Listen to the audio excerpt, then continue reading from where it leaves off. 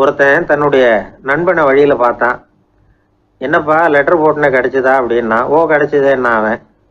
இவன் உடனே ஏன்டா போய் சொல்கிற, நான் உனக்கு லெட்டரே போடலை, சும்மா தான் கேட்டேன், உடனே கிடைச்சிட்டுதுங்கிறிய அப்படின்னா.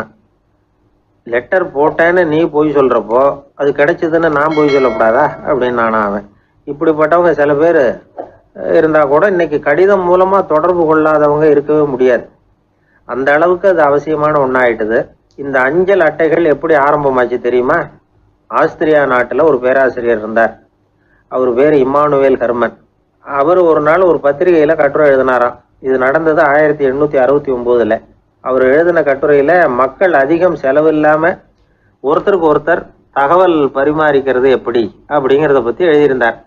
அதுக்கு சில யோசனைகளை அவரே எழுதியிருந்தாராம். எப்படின்னா, அந்த கட்டுரையை எல்லாரும் படித்து பார்த்துருக்குறாங்க, அவர் சொன்ன யோசனைகள் என்னன்னு. அது அரசாங்கத்தின் கவனத்துக்கு அது போச்சான். ஆகா, இது அவர் சொல்கிற யோசனை நல்லா இருக்கும் போல் இருக்கு அப்படின்னு அவங்களே நினச்சிருக்கிறாங்க. அவ்வளவுதான். உடனே அந்த யோசனையை நடைமுறைக்கு கொண்டுகிட்டு வந்தாங்களாம். பேராசிரியர் இம்மானுவேல் ஹெர்மனின் யோசனைப்படி அச்சடித்த அரசு முத்திரையோட அரசாங்கம் அஞ்சல் அட்டைகளை வெளியிட ஆரம்பிச்சுதான். 1869 அக்டோபர் 7ஆம் தேதி இது நடந்திருக்கு. உலகின் முதல் அஞ்சல் அட்டை வெளிவந்த நாள் அது. அப்போதான் அதுக்கு பேர் என்ன தெரியுமா? அதாவது கரஸ்பாண்டிங் கார்டு அப்படின்னு பேராது. அதுக்கப்புறம் என்ன ஆச்சுன்னா, உடனடியாக அமெரிக்காவிலேயே இது மாதிரியான கார்டுகளை வெளியிட ஆரம்பிச்சிட்டாங்க. அங்கே இதுக்கு என்ன பேர் தெரியுமா? Postal card. அதுக்கப்புறம் 1870 இங்கிலாந்துலேயும் இதை வெளியிட்டாங்களாம். அதை வெளியிட்ட முதல் நாள் அன்னைக்கு என்ன நடந்தது தெரியுமா? மக்கள்லாம் ஏதோ நியாய விலை கடையில் நிற்கிறது மாதிரி பெரிய பெரிய கியூ வரிசையில் நின்று இதை வாங்கினாங்களாம். நம்ம நாட்டில் முதல் அஞ்சலகம் 1927 கல்கத்தாவில் ஆரம்பமாயிருக்கு.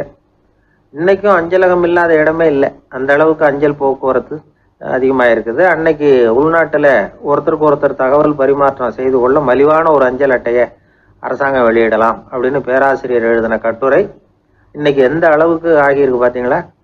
ஒருத்தன் ஒரு தபால் பெட்டிக்கு பக்கத்தில் தலையை வச்சுக்கிட்டு அவன் பாட்டுக்கு நின்றுட்டு இருந்திருக்கான். அங்கே இருந்து இன்னொருத்தன் கேட்டிருக்கான், என்ன ஆச்சுன்னு. கொஞ்ச நேரத்துக்கு முன்னாடி இந்த தபால் பெட்டியில் ஒரு கார்டு எழுதி போட்டேன், விவரமெல்லாம் நல்லா தான் எழுதியிருக்கிறேன், ஆனால் அட்ரஸ் எழுத மறந்துட்டேன் அப்படின்னானா. உடனே அவன், அதுக்காக கவலைப்படாத, நான் போட்ட கார்டில் அட்ரஸ் எல்லாம் பின்கோடு உள்பட கரெக்டாக எழுதியிருக்கேன், ஆனால் விவரம் எழுத மறந்துட்டேன் நானா. கவலைப்படாத, கொஞ்ச நேரத்தில் தபால்காரர் வருவார், பெட்டியை திறந்ததும் நம்ம லெட்டரை கேட்டு வாங்கிக்கலாம்னா ஒருத்தன்.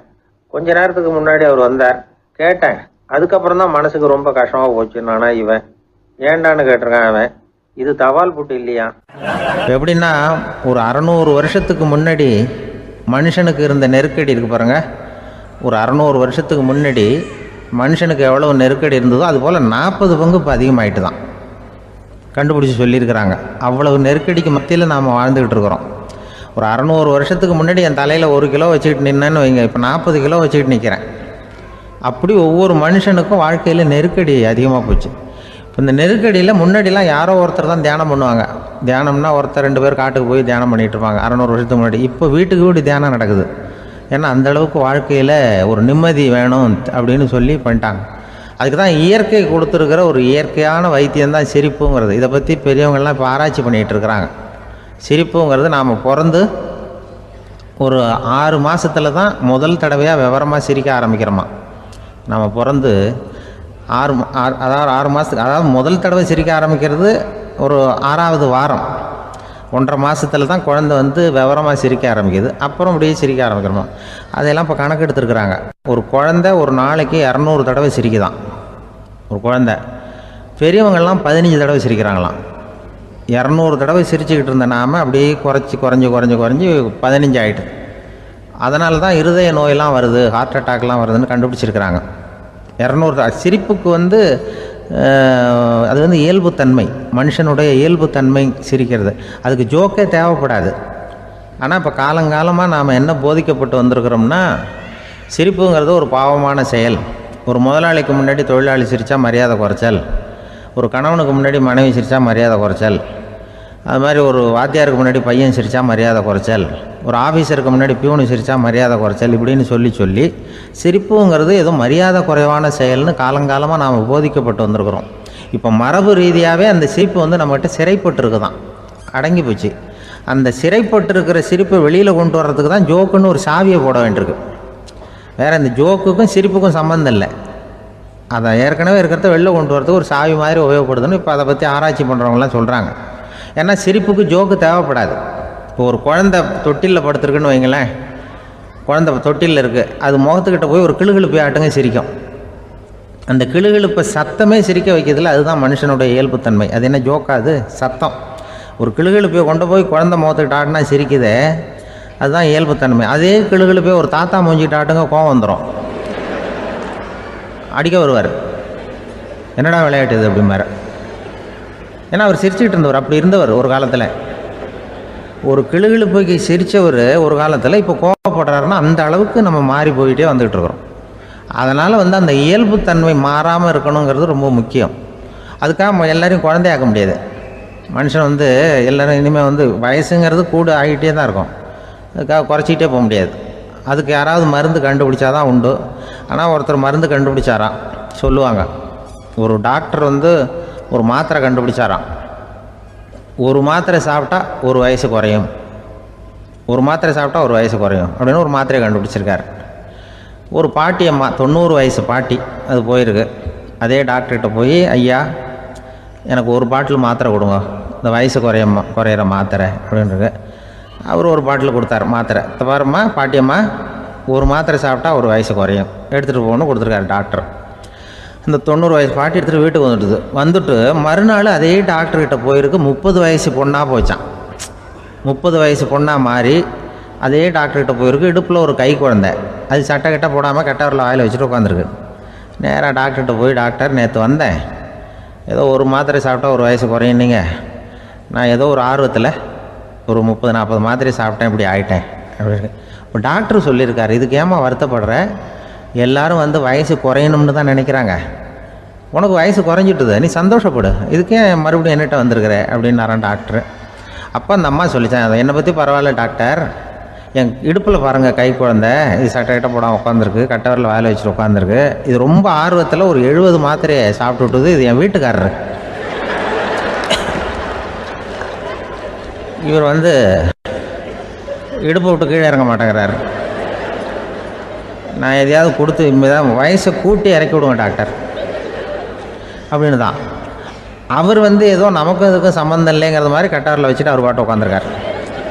ஏதோ நமக்கு இந்த உலகமே இல்லை, நமக்கு சம்மந்தம் இல்லைங்கிற மாதிரி உட்காந்துருக்காரு. இப்படியே நான் தூக்கிட்டு எங்கே அலையிறது அப்படின்னு தான். அதனால் வயசை குறைக்கிறது இயற்கைக்கு விரோதமாக நாம் பண்ண முடியாது. ஆனால் இந்த இயல்புத்தன்மை மாறாமல் வச்சுக்கலாம். குழந்தை மாதிரி மாற முடியாதே தவிர அந்த குழந்தை தன்மையோடு வாழறதுக்கு கற்றுக்கணும். அதுதான் வாழ்க்கையில் இன்பமாக வாழறதுக்கு வழி. குழந்தைத்தனமாக இருக்கக்கூடாது, குழந்தை தன்மையோடு இருக்கணும்னு சொல்லுவாங்க. குழந்தை தன்மைங்கிறது வேறு, குழந்தைத்தனம்ங்கிறது வேறு. அப்படி ஒரு மாத்திரை கண்டுபிடிச்சிட்டா இப்போ யாராவது ஒருத்தவங்க இடுப்பில் குழந்தைய தூக்கிட்டு போனால் போய் கேட்கணும், ஏம்மா இது ஏன் வீட்டுக்காரரா உன் குழந்தையா அப்படின்னு கேட்டு அதுக்கப்புறம் அவருக்கு வணக்கம் சொல்லணும். இப்படிலாம் ஆகிடும் நிலைமை. இயற்கையை நம்ம மாற்ற முடியாது, அதுக்கு தகுந்தாப்புல தான் நாம் பண்ணணும். குழந்தை தன்மையோடு வாழறதுக்கு குடும்பத்தில் குழந்தை தன்மைங்கிறது எப்படின்னா, இப்போ சில பேருக்கு அந்த குழந்தைத்தன்மை உண்டு. ஒரு வீட்டில் ஒரு புள்ள படுத்துருக்கு, அம்மா எழுப்புறாங்க, காலேஜுக்கு நேரமாச்சு எழுந்திரிப்பா, காலேஜுக்கு நேரமாச்சு எழுந்திரிப்பா அப்படின்ட்டு. அந்த அம்மா அந்த புள்ளை சொல்லியிருக்கு, ஐயோ எனக்கு காலேஜுக்கு போகிறதுக்கு பிடிக்கலம்மா, என்னை தொந்தரவு பண்ணாத, காலேஜுக்கு போகிறதுக்கு எனக்கு பிடிக்கல அப்படின்னு தான். அப்போ அந்த அம்மா சொல்லியிருக்கு, ஏன் உனக்கு காலேஜுக்கு போகிறதுக்கு பிடிக்கல, கல்லூரிக்கு போகிறதுக்கு, அதுக்கு 2 காரணம் சொல்லு அப்படின்னுருக்க. அப்போ அந்த புள்ளை சொல்லிச்சான், ஏன் பிடிக்கலன்னா, கல்லூரியில் இருக்கிற வாத்தியாருக்கும் என்னை பிடிக்க மாட்டேங்குது, ஆசிரியர்களுக்கும். 2வது காரணம், கல்லூரியில் படிக்கிற மாணவர்களுக்கும் என்னை பிடிக்கல, அதனால் நான் காலேஜுக்கு போக மாட்டேன்ற குழந்தை புள்ள சொல்லியிருக்கு. அம்மா அப்படிலாம் நீ இதுக்காக போகாமல் இருக்கக்கூடாது, நீ போய் தான் ஆகணும் அப்படின்னு பிடிவாதமாக அந்த அம்மா பிள்ளைய எழுப்புனாங்களாம். சரி நான் எதுக்கு காலேஜ் போகணும்னு சொல்கிறேன், அதுக்கு நீ 2 காரணம் சொல்லு அப்படின்னு தான் அந்த புள்ள. அப்போ அந்த அம்மா சொன்னாங்களாம், நீ ஏன் காலேஜுக்கு போகணும்னா, முதல் காரணம் உனக்கு வயசு 52, 2வது காரணம் நீ தான் பிரின்சிபால் அப்படின்னு தான். என்ன இருந்தாலும் அவங்க அம்மாவுக்கு அது புள்ள தானே, அதுதான் குழந்தை தன்மைங்கிறது. 52 வயசுலேயும் குழந்தை தன்மையோடு இருக்கார் பாருங்கள், அதுதான் அந்த குழந்தை தன்மையோடு வாழறது தான் வெற்றிக்கு வழின்னு சொல்லுவாங்க. இன்பம் துன்பம் இது 2ம் சேர்ந்தது தான் வாழ்க்கை. இது எல்லாரும் சொல்லிகிட்டு இருக்கிற ஒரு உண்மை. அது சரி, இது ரெண்டும் வர்றதுக்கு என்ன காரணம்? துறவி ஒருத்தர் யோசித்து பார்த்துருக்கார். இன்ப துன்பம் தோன்றுவதற்கு முக்கியமாக 6 காரணங்கள் உண்டு அப்படிங்கிறார் அவர். அது என்னங்கிறத நாமளும் தெரிஞ்சு வச்சுக்குவோமே. இப்போ முதல் காரணம் சுயநலம். ஒரு தாயார் தன்னுடைய சுயநலம் கருதி தன்னுடைய மகன் இன்பமாக இருக்கணும்னு ஆசைப்படுறாங்க. மகனும் அப்படியே ஆசைப்படுறான். அதனால் தாயாரின் இன்ப துன்பங்களை பார்த்துட்டு மகனும் இன்ப துன்பம் அடையிறான். அந்த அம்மாவுக்கும் அதே நிலைமை தான். 2வது காரணம் உறவு. நான் துறவியான பிறகு கூட உறவுங்கிற காரணத்தினால தான் தாயாருடைய சுக துக்கங்களை கண்டு நானும் சுக துக்கம் அடைகிறேன். என் தாயாருடைய நிலைமையும் இதுதான் அப்படிங்கிறார் ஒரு துறவி. 3வது காரணம் என்னென்னா அறிமுகம். எனக்கு அறிமுகமான ஒருத்தரை ரயில் நிலையத்தில் சந்திக்கிறேன். அவர் தன்னுடைய பணப்பையை எங்கேயோ தொலைச்சி விட்டு வருத்தப்பட்டுக்கிட்டு இருக்கிறார். நானும் வருத்தப்படுறேன். அந்த சமயத்தில் யாரோ ஒருத்தர் இதுதானே அவங்க பணப்பை அப்படின்னு சொல்லி கொண்டாந்து நீட்டுறார். பணப்பையை தொலைச்சவர் சந்தோஷப்படுறார், நானும் சந்தோஷப்படுறேன். இது அந்த துறவி சொல்கிற அனுபவம். 4வது காரணம் என்னென்னா கருணை. எனக்கு முன்னே தெரியாத ஒருத்தனை யாரோ ஒருத்தன் அடித்து காயப்படுத்தி போடுறான். கருணை காரணமாக நான் அதுக்காக துக்கப்படுறேன். 5வது காரணம் எதையும் நம்புறது. ஒரு பசுமாட்டை ஒரு முரணை அடிச்சுக்கிட்டு இருக்கிறான் அப்படின்னு ஒருத்தர் நம்மகிட்ட சொல்கிறாருன்னு வைங்க, உடனே நான் துக்கப்படுறேன். இன்னொருத்தர் அந்த முரணனை போலீஸ்காரங்க பிடிச்சிட்டு போயிட்டாங்கன்னு சொல்கிறாரு, நான் உடனே சந்தோஷப்படுறேன். 3வதாக ஒருத்தர் முதல் 2 பேரும் சொன்னது பொய்யுங்கிறார். அப்போ நான் இன்ப துன்பம் ரெண்டுமே இல்லாமல் நிம்மதியாக இருக்கிறேன். இது ஒரு விதம். அடுத்தது 6வது காரணம் என்னென்னா தன்மயமாகுதல். ஒரு நாவல் படிச்சுக்கிட்டு இருக்கிறோம், அதில் வர்ற பாத்திரங்களோட நாம் ஒன்றி போயிடுறோம். அதில் வர்ற பாத்திரங்கள் சிரிச்சுதுன்னா நாமளும் சிரிக்கிறோம், அது அழுதுன்னா நாமளும் அழறோம். அதெல்லாம் அந்த துறவி சொல்கிற அனுபவ உண்மைகள். இன்ப துன்பம் இது ரெண்டும் தோன்றுவதற்கு சுயநலம், உறவு, அறிமுகம், கருணை, எதையும் நம்புறது, தன்மயமாகிறது, இது எல்லாம் தான் முக்கிய காரணம் அப்படின்னு அவர் சொல்கிறார். ஆக கூடி ஒட்டு மொத்தமாக யோசனை பண்ணி பார்த்தா பிற பொருள்கள் மீது பற்றுதல் காரணமாக தான் நாம் இன்ப துன்பம் அடையிறோம் அப்படிங்கிறத புரிஞ்சிக்க முடியுது. மனுஷன் இன்ப துன்பம் அடையிறதுக்கு 7வது காரணம் கூட ஒன்று உண்டு அப்படின்னு சொல்லிகிட்டே வந்தார் ஒருத்தர். அது என்ன அப்படின்னு கேட்டோம். அதுதான் சார் இந்த நீங்கள் சொல்லிட்டு வர்ற இன்று ஒரு தகவல்னார். எப்படி சொல்கிறீங்கன்னு கேட்டோம். இன்று ஒரு தகவல் கேட்க ஆரம்பிக்கிறப்போ மனசில் இன்பம், ஆரம்பித்த உடனே இது ஏற்கனவே கேட்ட சமாச்சாரமாச்சே அப்படின்னு நினைக்கிறப்போ துன்பம் அப்படின்னு அதுக்கு ஒரு விளக்கம் கொடுத்தார் அவர். ஒருத்தர் அவசரமாக போய்கிட்டு இருந்தார். எங்கே போய்கிட்டு இருக்கீங்க அப்படின்னு கேட்டார் ஒரு பெரியவர். கடைக்கு போகிறேன் சார், சாமான் வாங்கிறதுக்கு அப்படின்னார். அங்கே போகிறதுக்கு முன்னாடி தெரிஞ்சிக்க வேண்டியதெல்லாம் தெரிஞ்சுக்கிட்டீங்களா அப்படின்னு கேட்டார் பெரியவர். கடைக்கு போய் காசை கொடுத்து ஒரு பொருளை வாங்கிட்டு வரப்போகிறோம், இதில் தெரிஞ்சிக்க வேண்டியது என்ன இருக்குது அப்படின்னார் அலட்சியமாக. இப்போ அந்த பெரியவர் பேச ஆரம்பித்தார். இந்த உலகத்தில் எந்த ஒரு செயலில் இறங்குறப்போவும் நாம் நல்லா ஆலோசனை பண்ண வேண்டிய விஷயம் 5 அப்படின்னார். உதாரணமாக ஒருத்தன் கடைக்கு போய் ஏதோ ஒரு பொருளை வாங்கிட்டு வர போகிறான்னு வச்சுக்கோங்களேன். அப்போ கூட அவன் 5 விஷயங்களை பற்றி தெரிஞ்சுக்க வேண்டியிருக்குது அப்படிங்கிறார் அவர். முதல்ல அந்த பொருள் எப்படிப்பட்டது அப்படிங்கிறத தெரிஞ்சுக்கணும். 2வதா தன்னை பற்றியும் தெரிஞ்சுக்கணும். அப்போ தானே அந்த பொருள் தனக்கு தேவையா இல்லையா அப்படிங்கிறத புரிஞ்சுக்க முடியும். 3வதா தெரிஞ்சுக்க வேண்டியது ஒன்று இருக்குது. அது என்னன்னா அந்த பொருளை அடையறதுக்கு வழி என்ன அப்படிங்கிறது தெரிஞ்சுக்கணும். அதாவது எவ்வளவு பணம் கொடுத்தா அது கிடைக்கும், இது மாதிரியான விஷயங்கள். 4வதா அந்த பொருளை அடையிறது மூலமாக நாம் அடையக்கூடிய பயன் என்ன அப்படிங்கிறதையும் உணரணும். 5வது அந்த பொருளை அடையிறதுல இருக்கக்கூடிய தடை எது அப்படிங்கிறதையும் நாம் தெரிஞ்சுக்கணும். பெரியவர் பேசுறது ஏதோ தத்துவம் மாதிரி தெரியுது இல்லையா? தத்துவம் தான். அதாவது இப்படி உலகியல் வாழ்க்கையில் சின்ன சின்ன விஷயங்கள்லேயே நாம் 5 விஷயங்களை தெரிஞ்சுக்க வேண்டியிருக்குது. அது ரொம்ப அவசியமாக இருக்குது. பேரின்ப நிலைன்னு சொல்கிறாங்கல்ல, அது மாதிரி பெரிய சமாச்சாரங்கள்லேயும் இந்த 5 விஷயங்களை நாம் தெரிஞ்சுக்க வேண்டியிருக்குது. அதுக்கு பேர் என்னன்னா அர்த்த பஞ்சகம். வைணவ சமயத்தில் அர்த்த பஞ்சகம்ங்கிறது ரொம்ப பெரிய விஷயம். கடைக்கு போகிறது மாதிரி கடவுளை பார்க்க போகிறப்போ நாம் 5 விஷயங்களை தெரிஞ்சுக்கணுமா. முதல்ல பரம்பொருள் அப்படிங்கிறது என்ன, அதோட தன்மைகள் என்ன, இதை தெரிஞ்சுக்கணும். இதுக்கு பேர் என்னன்னா பரமாத்ம ஸ்வரூபம் அப்படின்னு பேர். 2வது நாம யாரு, நம்மோட தன்மை என்ன அப்படிங்கிறத தெரிஞ்சுக்கணும். நான் யாருன்னு எனக்கே தெரியலங்கிறப்போ இதை நான் சொல்றேன்னு இது என்னுடையதுன்னு சொல்றது தப்பு தானே. அப்புறம் மூணாவது விஷயம், பரம்பொருளை நாம் அடையறதுக்கு வழி எது, இது தெரிஞ்சுக்கணும். இது உபாய ஸ்வரூபம் அப்படின்னு பேர். நாலாவது விஷயம், நாம் அடைய வேண்டிய பயன்கள் என்ன அப்படிங்கிறது தெரிஞ்சுக்கிறது. இதுக்கு புருஷார்த்தம் அப்படின்னு பேர். அஞ்சாவது, அந்த பயனை அடைய விடாமல் தடுக்கிற தடைகள் யாவை அப்படிங்கிறது தெரிஞ்சுக்கிறது. இது விரோதி ஸ்வரூபம். இதைத்தான் தடையியல் அப்படின்னு சொல்றாங்க. அதாவது பரமாத்மாவை பற்றிய அறிவு, ஜீவாத்மாவை பற்றிய அறிவு, உபாயம் பற்றிய அறிவு, புருஷார்த்தம் பற்றிய அறிவு, இந்த 4 அறிவுக்கும் எதிரடையா, அதாவது அதையெல்லாம் தப்பா புரிஞ்சுக்கிறதால உண்டாகக்கூடிய அறிவு விரோதி ஸ்வரூபம். என்ன இது தகவல்ல ஏதாவது கதை சொல்லுவீங்கன்னு பார்த்தா ஏதோ தத்துவம் பேசிட்டு இருக்கிறீங்களே அப்படின்னு நினைக்கலாம். இதுவும் தெரிஞ்சுக்க வேண்டிய ஒரு பெரிய விஷயம்தான். காதில் போட்டு வச்சா எப்போவாவது உபயோகப்படும். என்னுடைய நண்பர் ஒருத்தர் ஒரு நாள் என்கிட்ட சொன்னார், சார் அடுத்த மாதம் தஞ்சாவூரில் ஒரு கல்யாணம், போகிறதா வேண்டாமா அப்படின்னு ஒரே குழப்பமா இருக்கு அப்படின்னார். நான் உடனே இந்த அர்த்த பஞ்சக உபதேசம் பண்ண ஆரம்பித்தேன்.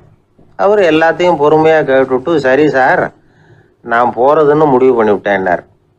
எப்படி இந்த முடிவுக்கு வந்தீங்க அப்படின்னு கேட்டேன். அவர் சொன்னார், சார் அந்த 2வது பாயிண்ட் ஒன்று சொன்னீங்களே, அதை புரிஞ்சுக்கிட்டதுக்கு அப்புறம்தான் இந்த முடிவுக்கு வந்தேன் அப்படின்னார். என்ன 2வது பாயிண்ட்டுன்னு? அதாவது தன்னை பற்றி புரிஞ்சுக்கணும் அப்படின்னு சொன்னீங்க. உடனே என்னை பற்றி புரிஞ்சுக்கிட்டேன், நான் யாருங்கிறது எனக்கு தெரிஞ்சுது, உடனே போகிறது தான் நல்லதுன்னு முடிவு பண்ணிவிட்டேன்னார். நீங்கள் யாருன்னு கேட்டேன். நான் தான் சார் அந்த கல்யாணத்தில் தாலி கட்ட வேண்டிய மாப்பிள்ளை அப்படின்னார். என்ன சார் உங்கள் பையன் என்ன செஞ்சுக்கிட்டு இருக்கிறான் இப்போ அப்படின்னு கேட்டார் ஒருத்தர். அடிக்கடி கண்ணாடி முன்னாடி நின்று அழகு பார்த்துக்கிட்டு இருக்கிறான் சார் அப்படின்னார் அப்பா. இளம் பருவம் இப்படி தான் இருக்கும், அதையெல்லாம் சாதாரணமாக நினச்சிடாதீங்க அப்படின்னார் அவர். என்ன சார் சொல்கிறீங்க, கண்ணாடி முன்னாடி நின்றுக்கிட்டு நேரத்தை வீணாக்கிக்கிட்டு இருக்கான், அதை ஒரு பெரிய விஷயமா நான் நினைக்கணுமா அப்படின்னார் இவர். இளம் பருவத்தில் இளைஞர்களுக்கும் சின்ன பொண்ணுங்களுக்கும் அடிக்கடி கண்ணாடியில் பார்க்கணும்னு தோணும். அது வெறுமனே அழகு பார்க்கறது மட்டும் இல்லை, அவங்க தங்களையே தேடி கண்டுபிடிக்கிற ஒரு முயற்சி அது. இது ஒரு மனோதத்துவ விளைவு. இது வரைக்கும் சின்ன பிள்ளையா இருந்துட்டோம், இனிமேல் நாமளும் மற்றவங்க மாதிரி மனிதர்கள் தான் அப்படிங்கிற உணர்வு அவங்களுக்கு வருது. தங்களோட முகம் எப்படி இருக்குது, அழகு எப்படி இருக்குது, உடம்பு நேரம் எப்படி இருக்குது, முடி எப்படி இருக்குது அப்படிங்கிறதையெல்லாம் கண்டுபிடிக்கிறாங்க. அதுக்கப்புறம் இன்னொரு ஆணோ பொண்ணோ தன்னை கவனிக்கணும் அப்படின்னு நினைக்கிறாங்க. இதெல்லாம் மனோதத்துவ உண்மைகள், இதெல்லாம் இயற்கை. இதை பார்த்துட்டு பெற்றவங்க பிள்ளைங்க கெட்டு போட்டாங்க அப்படின்னு நினைக்கக்கூடாது, அவங்கள திட்டிக்கிட்டே இருக்கக்கூடாது. இன்னைக்கு பல குடும்பங்களில் இதுதான் நடந்துகிட்டு இருக்குது. மனுஷ வாழ்க்கையிலேயே இப்படியும் இல்லாத அப்படியும் இல்லாத ஒரு பருவம் இளம் பருவம். 13லேருந்து 19 வயசுக்கு உட்பட்ட ஆண்கள் பெண்கள் இந்த வகையை சேர்ந்தவங்க, டீனேஜ் குரூப். இவங்கள சின்னவங்கன்னு நினச்சிட முடியாது, பெரியவங்கன்னு நினச்சிட முடியாது. இவங்க ரொம்ப சென்சிட்டிவ். சமூகம் நினச்சா இவங்களை நல்லவங்களாகவும் ஆக்கலாம், கெட்டவங்களாகவும் ஆக்கலாம்.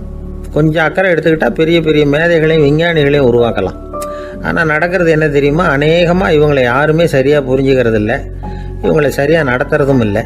இது வரைக்கும் நாம் சொல்கிறத கேட்டுக்கிட்டு இருந்தான், இப்போல்லாம் அவன் இஷ்டத்துக்கு நடக்க ஆரம்பிச்சுட்டான் அப்படின்னு வருத்தப்படுற பெற்றோர்கள் அதிகம். இது வருத்தப்படுற விஷயம் இல்லை, சந்தோஷப்பட வேண்டிய விஷயம். உங்கள் புள்ள சொந்தமாக யோசிக்க ஆரம்பிக்கிறதும் நடந்துக்க ஆரம்பிக்கிறதும் ஒரு தப்பான விஷயமா? அவன் கடைசி வரைக்கும் உங்கள் பேச்சையே கேட்டுக்கிட்டு இருக்கணுங்கிறது என்ன நியாயம்? இன்னைக்கு இளைஞர்களை பெரியவங்க தப்பாக புரிஞ்சுக்கிட்டு தவறாக நடத்துறதுனால தான் அவங்களுக்கு வெறுப்பு, எரிச்சல், மனக்கசப்பு எல்லாம் உண்டாகுது. பெற்றவங்க சரியாக மதிக்கிறது இல்லை அப்படிங்கிற ஒரே காரணத்தினாலேயே வீணாக போகிற பிள்ளைங்க இன்னைக்கு அதிகம். சரி, பெற்றவங்களுக்கு இன்னைக்கு என்ன தான் புத்தி சொல்ல வர்றீங்க அப்படின்னு கேட்குறீங்களா? நாம் எதையும் சொல்ல வரல, ஆனால் அது சம்பந்தமான சில நிபுணர்கள் சொல்லியிருக்கிறத உங்கள் காதில் போட்டு வைக்கலாம். அது என்னென்னா, பிள்ளைங்க கிட்ட அன்பு செலுத்துங்க. குழந்தையா இருந்தப்போ எவ்வளவு பாசமாக இருந்தீங்க, வளர வளர அதை ஏன் குறைச்சிக்கிறீங்க? பெற்றவங்களின் அன்பான வார்த்தைகளுக்கு ஏங்குறவங்க தான் இன்றைய இளைஞர்கள். அவங்க எதை சொன்னாலும் அதை அக்கறையாக காது கொடுத்து கேளுங்க, அலட்சியப்படுத்தாதீங்க. அவங்க விரும்புறது உங்ககிட்ட இருந்து ஒரு மதிப்பு, மரியாதை, அங்கீகாரம், இவ்வளவுதான். அவங்க அவங்களாவே முடிவுகள் எடுக்கட்டும், அதுக்கு நீங்கள் உதவியாக இருங்க, அது போதும். மற்றவங்க முன்னாடி, முக்கியமாக அவங்க நண்பர்கள் முன்னாடி அவங்கள பற்றி மட்டமாக பேசாதீங்க. அவங்கக்கிட்ட பொய் சொல்லக்கூடாது. நீங்கள் சொன்னது பொய்ன்னு தெரிஞ்சு போச்சுன்னா உங்கள் பேரில் அவங்களுக்கு இருக்கிற மதிப்பு போயிடும், நம்பிக்கை போயிடும். அவங்களுக்கு முன்னாடி நீங்கள் சண்டை போடக்கூடாது. உங்கள் பிள்ளைய எப்பவும் இன்னொரு பிள்ளையோட ஒப்பிட்டு பேசுகிற வேலையே வேணாம். கூட பிறந்த மற்றவங்களோட கூட ஒப்பிடக்கூடாது. இப்படி செஞ்சா அவன் உங்ககிட்டயும் பிரியமா இருக்க மாட்டான், அவங்ககிட்டயும் பிரியமா இருக்க மாட்டான். புள்ள எங்க போறான், என்ன பண்றான் அப்படின்னுலாம் துப்பறிஞ்சிக்கிட்டு இருக்கக்கூடாது. இளைஞர்கள் தனிமையை விரும்புறவங்க. அவங்கள பெட்டியில வச்சு மூடி பாதுகாக்கணும்னு நினைக்கக்கூடாது. அவங்கள எப்படி பாதுகாக்கிறது அப்படிங்கிறது அவங்களுக்கே தெரியும். உங்க புள்ள எப்படி நடந்துக்கணும்னு நீங்க எதிர்பார்க்குறீங்களோ அது மாதிரி நீங்க நடந்து காட்டுங்க, அது போதும். ஒரு வீட்டில் அப்பாவும் அம்மாவும் பேசிக்கிட்டு இருக்கிறாங்க. என்னங்க நம்ம பொண்ணு பெரியவளாயிட்டா, அடிக்கடி கண்ணாடி முன்னாடி போய் நின்றுக்கிட்டு இருக்கிறா, சீக்கிரமா ஒரு பையனை பார்த்து கல்யாணத்தை முடிக்காம இப்படி மசன்னு கல்லு மாதிரி உட்காந்துருக்குறீங்களே அப்படின்னு சத்தம் போட்டாங்க. அந்த அம்மா, அவசரப்படாத, பார்க்கறதுக்கு கண்ணுக்கு அழகா லட்சணமா புத்திசாலியா ஒரு பையன் கிடைக்க வேணாமா, அதுதான் பார்த்துக்கிட்டு இருக்கிறேன் அப்படின்னாரு அப்பா. இதுக்கு அந்த அம்மா சொல்றாங்க, எங்க அப்பா இப்படியெல்லாம் நினைச்சுக்கிட்டு இருந்திருந்தா எனக்கு கல்யாணமே ஆயிருக்காது தெரியுமா அப்படின்னாங்களாம். ஆரம்ப காலத்தில் ஒரு குரு, அப்போ ஒரு சீடன் இருந்தான். அது வேடிக்கையான குரு, வேடிக்கையான சீடன். ஒரு ஆசிரமம். ஒரு நாள் ஒருத்தன் அவசரமாக அந்த குருவை தேடி வந்திருக்கிறான். என்ன விஷயம்னு விசாரிச்சார் குரு. உங்கள் சீடர் என்னை அடிச்சுட்டார் அப்படின்னு புகார் பண்ணானா அந்த ஆள். குரு சீடனை கூப்பிட்டார். அடிச்சியா இந்த ஆளை அப்படின்னு கேட்டாராம். ஆமான் இருக்கான் சீடன். ஏன் அடிச்சே அப்படின்னு கேட்டாராம். இந்த ஆள் உங்களை பற்றி மட்டமாக பேசிவிட்டான், என்னால் அதை தாங்கிக்க முடியல, அதனால தான் அடிச்சுட்டேன்ருக்கான். அப்படி என்ன பேசினா அப்படின்னு கேட்டாராம். உன்னுடைய குருநாதர் இப்போல்லாம் அர்த்தமில்லாமல் பேச ஆரம்பிச்சுட்டார் அப்படின்னு சொல்லிவிட்டான், அதனால தான் அடிச்சுட்டேன் அப்படின்னானா. அதுக்காக அடிச்சே அப்படின்னாராம். நான் அதுக்காக அடிக்கல குருவே, இப்பெல்லாம் நீங்கள் அர்த்தமில்லாமல் பேசுறதாக அவன் சொல்கிறான், அப்படின்னா இதுவரைக்கும் நீங்கள் அர்த்தத்தோடு பேசினதாகத்தானே அர்த்தம், அது தப்பு தானே, அதனால தான் அடித்தேன் அப்படின்னானா. ஒரு பெரியவர் உட்கார்ந்துருக்கிறார். அவரை சுற்றி அவருடைய தோழர்கள் உட்கார்ந்துருக்கிறாங்க. ஏதோ ஒரு முக்கியமான செய்தியை அவர் அவங்களுக்கு சொல்லிகிட்டு இருக்கிறார். அவங்களும் ஆர்வமாக கேட்டுக்கிட்டு இருக்கிறாங்க. இந்த சமயத்தில் யாரோ ஒரு ஆள் வேகமாக அங்கே வர்றார். வர்ற வேகத்திலேயே எனக்கு ஏதாவது உதவி செய்யுங்க அப்படின்னு கேட்டுக்கிட்டே வர்றார். கேட்கறது உதவி, ஆனால் குரல் மிரட்டுறது மாதிரி இருக்கு, அதட்டி கேட்கறது மாதிரி இருக்கு. இதை கேட்டது அந்த பெரியவர் ஆத்திரப்படலை, ஆனால் அவரை சுற்றி இருந்தவங்க ஆத்திரப்பட்டாங்க. இதை பெரியவர் கவனிச்சார். கொஞ்சம் அமைதியாக இருங்கன்னார். வந்தவரை கூப்பிட்டார். அவருக்கு சில பொருள்களை கொடுத்தார். என்னங்க இப்போ உங்களுக்கு மகிழ்ச்சி தானே அப்படின்னார். அப்படின்னு அலட்சியமா அவர் சொல்றார். நான் உங்களை நல்ல முறையில் நடத்தினேன்னா அப்படின்னு கேட்குறாரு அவர் மறுபடியும். அதெல்லாம் ஒன்றும் இல்லை அப்படின்னு சொல்லி அவர் சொல்லிட்டு இருக்கிறாரு. குரலில் கடுமை குறையில. சுற்றி இருந்தவங்களால இதை பொறுத்துக்க முடியல. கோபத்தோடு அவரை நோக்கி நெருங்க ஆரம்பிச்சாங்க. பெரியவர் அவங்களையெல்லாம் தடுத்து நிறுத்தினார். வந்தவரை வாங்க என்னோட அப்படின்னு சொல்லி அழைச்சிட்டு போனார். வீட்டுக்கு போனார். அங்கே போனதும் இன்னும் சில பொருள்களை எடுத்து அவர்கிட்ட கொடுத்தார். இப்போ திருப்தி தானே, நான் உங்ககிட்ட நல்ல முறையில் நடந்துக்கிட்டேனா அப்படின்னார். அவர் முகம் இப்போதான் கொஞ்சம் மலர்ந்தது. ரொம்ப நன்றி, இறைவன் உங்கள் குடும்பத்துக்கு எல்லா நன்மைகளையும் செய்வான் அப்படின்னு சொன்னார். இதே வார்த்தைகளை என்னுடைய தோழர்கள்கிட்டே சொல்லிட்டீங்கன்னா அவங்க கோபம் தணிஞ்சிரும், வர முடியுமான்னார். கண்டிப்பாக வர்றேன் அப்படின்னாரு. மறுநாள் காலையில் அந்த இடத்துக்கு வந்தார். அதே மாதிரி சொல்லிவிட்டு அவர் போயிட்டார். தோழர்கள்லாம் ரொம்ப வியப்போடு பெரியவரை பார்த்தாங்க. அந்த பெரியவர் தான் நபிகள் நாயகம். அவர் சொன்னார், ஒருத்தன் ரொம்ப ஆசையாக ஒரு ஒட்டகத்தை வளர்த்துக்கிட்டு வந்தான். ஒரு நாள் அந்த ஒட்டகம் கயத்தை அறுத்துக்கிட்டு ஓடி போயிட்டுது. அக்கம் பக்கத்தில் இருக்கிறவங்கெல்லாம் அந்த ஒட்டகத்தை பிடிக்கிறதுக்கு முயற்சி பண்ணாங்க. அதை துரத்திக்கிட்டு ஓடினாங்க. ஒட்டகம் தாறுமாறாக ஓட ஆரம்பிச்சுது. இந்த சமயத்தில் ஒட்டகத்தை வளர்த்தவன் அங்கே ஓடி வந்தான். நீங்கள் அதை ஒன்றும் செய்ய வேணாம், விட்டுருங்க, அதோட சுபாவம் எனக்கு நல்லா தெரியும், அதை சுலபமாக என்னோட வழிக்கு கொண்டுட்டு வந்துட முடியும், நான் பார்த்துக்கிறேன், விட்டுருங்க அப்படின்னா. எல்லாரும் விலகி போயிட்டாங்க. இவன் என்ன செஞ்சான் தெரியுமா? கொஞ்சம் புல்லை கையில் எடுத்துக்கிட்டு அந்த ஒட்டகத்தை நெருங்கினான். அவ்வளவுதான். அது ஓடி இவன் காலடியில் உட்காந்துக்கிட்டது. செல்லமாக அதை அப்படியே தடவி கொடுத்தான். முதுகில் ஏறி உட்காந்துக்கிட்டான். அது பாட்டுக்கு சாதுவாக நடந்து போகுது. இந்த கதையை நபிகள் நாயகம் தம்முடைய தோழர்களுக்கு சொல்றார். ஒட்டகத்தை மட்டும் இல்லை, சில மனிதர்களையும் கூட சில விதத்தில் அணுகிதான் அவர்களை சீர்திருத்த வேண்டியிருக்குது அப்படிங்கிறத அவங்களுக்கு உணர்த்தினார். இது ஒரு அழகான உளவியல் அணுகுமுறை. சில குடும்ப தலைவர்கள் கூட இந்த ஒட்டகம் மாதிரி நடந்துகிறது உண்டு, அப்புறம் அடங்கி போகிறதும் உண்டு. ஒரு குடும்ப தலைவர் காலையில் எழுந்திரிச்சதுலேருந்து சத்தம் போட்டு கத்திக்கிட்டு இருப்பார். பக்கத்தில் இருந்தவங்கெல்லாம் ஓடி போய் சமாதானம் பண்ணி பார்த்தாங்க. அவர் ஓயறது மாதிரி தெரியல. கடைசியில் அவர் மனைவி வந்தாங்க. நீங்கள் எல்லாம் விலைக்கு போடுங்க, அவர் சுபாவம் எனக்கு தெரியும், நான் பார்த்துக்கிறேன் அப்படின்னாங்க. சரின்னு எல்லாரும் போயிட்டாங்க. சாயந்தரமாக வந்து பார்க்குறாங்க, அவர் சத்தம் இல்லாமல் ஒரு மூலையில் உட்காந்துருக்கிறார், ரொம்ப சாதுவா. ஆச்சரியமாக இருந்தது. என்னம்மா பண்ணீங்கன்னு கேட்டாங்க. அது ஒன்றும் இல்லைங்க, ஒரு வேளை சாப்பாட்டை நிறுத்தினேன், பட்னி போட்டேன், அவ்வளவுதான் அப்படின்னாங்க அந்த அம்மா.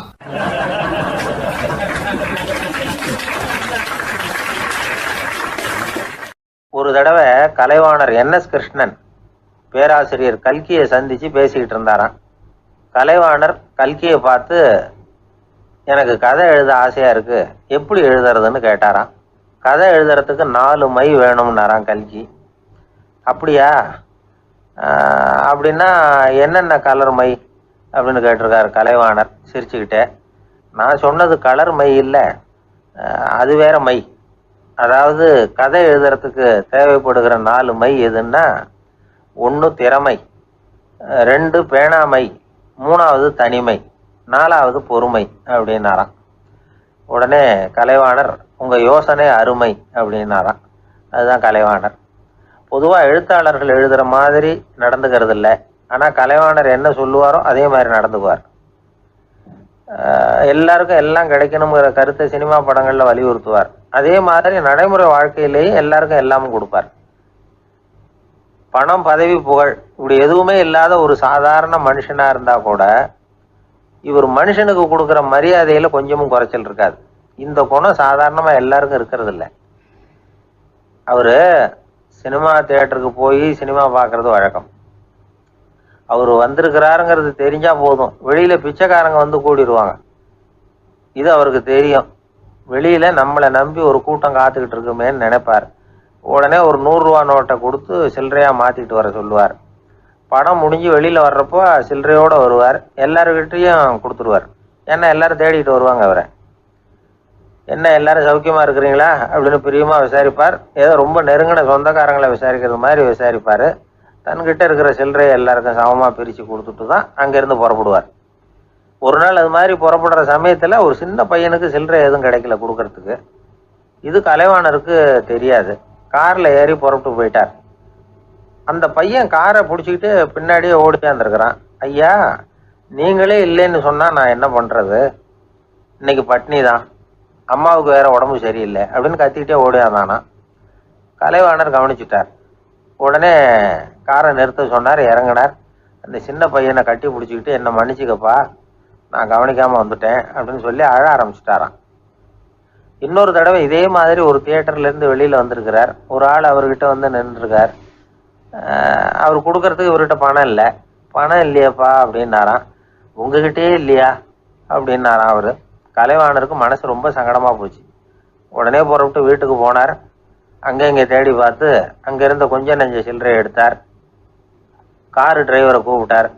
தியேட்டர் வாசல்ல நின்றுகிட்டு இருந்த ஆசாமியோட அங்க அடையாளங்களை சொன்னார்.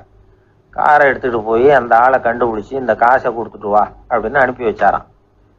பிச்சை போடுறதுக்காக காரை அனுப்புனதாக வேற யாரை பத்தியாவது நீங்க கேள்விப்பட்டிருக்கிறீங்களா? அவர் ஒரு வித்தியாசமான மனிதர், வித்தியாசமான கலைஞர். கலைவாணரோட சகோதரர் கல்யாணம் நடந்தது. அதுல தியாகராஜ பாகவதர் கச்சேரி முடிஞ்ச உடனே அதுல சம்பந்தப்பட்ட கலைஞர்களுக்கெல்லாம் கலைவாணர் பரிசுகள் கொடுக்குறார்.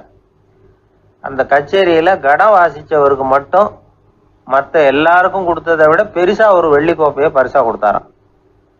மற்றவங்களுக்கெல்லாம் சின்னதா கொடுத்துட்டு கட வித்துவானுக்கு மட்டும் பெருசா பரிசு கொடுக்குறீங்களே ஏன்னு கேட்டிருக்கிறாங்க. அதுக்கு கலைவாணர் விளக்கம் கொடுத்தாராம். இப்பெல்லாம் ரயில்ல கூட்டம் அதிகங்கிறது உங்களுக்கு எல்லாருக்கும் தெரியும். இந்த வித்துவான் இவ்வளவு பெரிய மண்பானைய ரயில்ல ரொம்ப பத்திரமா உடையாம ரொம்ப தூரத்துல இருந்து கொண்டு வந்திருக்கிறாரே, அது என்ன சாமான்யமான காரியம்?